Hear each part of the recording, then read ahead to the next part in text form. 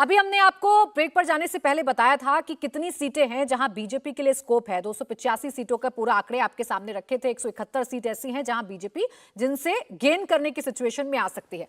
अब ऐसे 14 राज्य आपके सामने रखती हूं जहां पर बीजेपी को अपना पिछला परफॉर्मेंस जो है वो मेंटेन करना होगा, यानी जहां बीजेपी का स्ट्राइक रेट लगभग 100% था, उन राज्यों में उस स्ट्राइक रेट को मेंटेन करना बीजेपी के लिए चुनौती होगा। इन राज्यों से बहुत ज्यादा हासिल करने जैसा कुछ नहीं है। हाँ, बीजेपी को रिटेन करना होगा अपने इन्हीं सीटों पर। बात बिहार की कर लेते हैं, जहां अभी सियासी उथल पुथल देखने को मिली।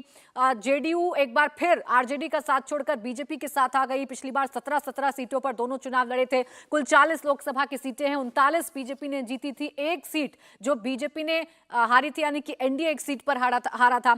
मध्य प्रदेश में भी कुछ इसी तरीके की स्थिति रही थी। 2019 के चुनावों में 29 सीटों में से 28 सीटें एनडीए ने जीती थी और एक सीट जो कि छिंदवाड़ा की सीट है, और इस सीट को भी कैसे 28 में प्लस करना है, इसका इंतजाम भारतीय जनता पार्टी ने बखूबी कर लिया है, जैसी खबरें कमलनाथ को लेकर सामने आ रही हैं। कर्नाटक की आप बात करेंगे। कर्नाटक में जहां विधानसभा के चुनावों में भारतीय जनता पार्टी को हार का सामना करना पड़ा, वहां पिछली बार 26 सीटें बीजेपी ने जीती थी। 28 में से 2 सीटें बीजेपी हारी थी। यहां बीजेपी के लिए चैलेंजिंग है कि बीजेपी अपने इसी नंबर पर रिटेन कर पाए, इसी नंबर पर बनी रहे, और 2 और अगर प्लस कर लेती है तो बीजेपी को यहां थोड़ा बहुत फायदा होगा। गुजरात की बात करें, 26 में से 26 सीटें गुजरात में भारतीय जनता पार्टी ने जीती थी।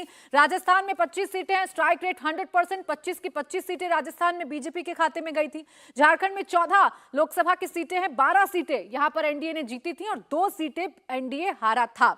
इसके बाद छत्तीसगढ़ की आप बात करेंगे तो 11 सीटें छत्तीसगढ़ में हैं, 9 सीटें बीजेपी ने जीती और 2 सीटें बीजेपी यहां हारी थी। हरियाणा 10 सीटें, 10 में से 10 जीती। दिल्ली की अगर आप बात करेंगे तो 7 सीटों पर कमल खिलाया गया था। उत्तराखंड में भी 5 सीटों पर कमल खिला था। हिमाचल प्रदेश की अगर आप बात करेंगे तो 4 सीटों पर भारतीय जनता पार्टी ने अपना कमल खिलाया था। गोवा में 2 सीट हैं, एक पर बीजेपी जीती और एक सीट हारी, जबकि जम्मू में 2 सीट है, दोनों पर बीजेपी ने जीत दर्ज की।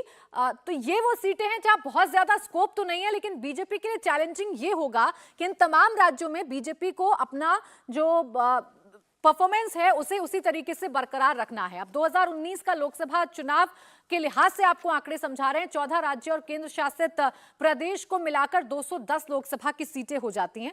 एनडीए को 197 सीटें यहां पर मिली थी 2019 के चुनाव में। 13 सीटों का नुकसान हुआ था। स्ट्राइक रेट रहा था 94%। 24 में 370 के लिए शर्त यह है कि इन 14 राज्यों में 94% स्ट्राइक रेट बीजेपी को मेंटेन करना होगा, एनडीए को मेंटेन करना होगा। यानी आप गेन करेंगे तो आपको फायदा हो सकता है, लेकिन अगर लॉस किया तो बीजेपी के 370 के आंकड़े को जरूर झटका लग सकता है। तो ये वो राज्य हैं जहां बीजेपी अच्छा कर चुकी है और बीजेपी के सामने चुनौती यही है कि बीजेपी को इन राज्यों में अपनी इस अच्छी परफॉर्मेंस को मेंटेन रखना है। जो 94% का स्ट्राइक रेट है, ये बीजेपी को बनाकर रखना है, ये बीजेपी के लिए चुनौती है।